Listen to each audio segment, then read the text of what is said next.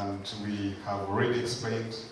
Aha mukoro ogu Honorable Mora Asimwe omunyishengerokazi omu district ya Rwampara kandi owajwekera owabari omugenyi mukuru omuhwezi wa Speaker Right Honorable Somas Tayebwa yashoborera ngu bonka government biina amasiko maingi omu bintu ebya Karimagyezi obwe biine n'obwesigye ngu neija kureetera itendekero eri ryataho n'okukozesa tekinologi y'ensi.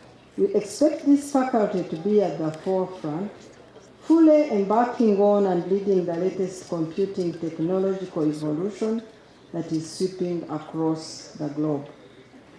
I am well informed about the groundbreaking innovations emanating from this faculty. Vice Chancellor w'itendekero rya MUST Professor Pauline Byakika yagira ngu n'obu barabe batongozaho ekizimbe eki ebizibu ebibahingamire ni byingi nk'entebe hamwe na za kompyuta ezitakumara kandi ezibakwetaaga omu bwire obu. I must acknowledge that we still face significant challenges such as inadequate furniture and equipment to fully utilize the facility.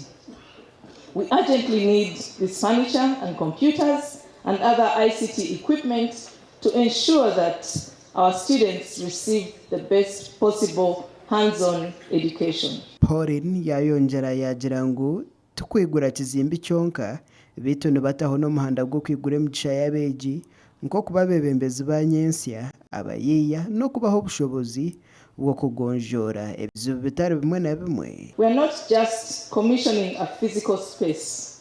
We are unlocking opportunities to become future leaders, innovators and problem solvers.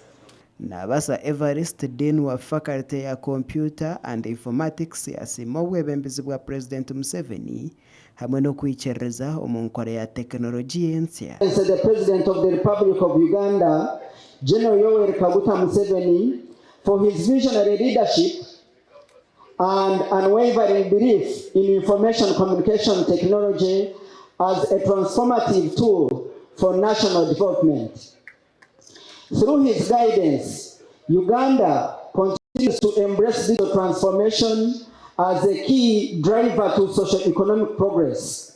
Musimenta Angela yagira ngu nk'abakozi ba university egi biina okwetomboita ahabwo kumara obwire bwingi batakutunga kuzibwa aha murumo. We want to thank the university and this government because we are one faculty that has over 70% of our staff members, I'm talking about academic staff members with PhDs.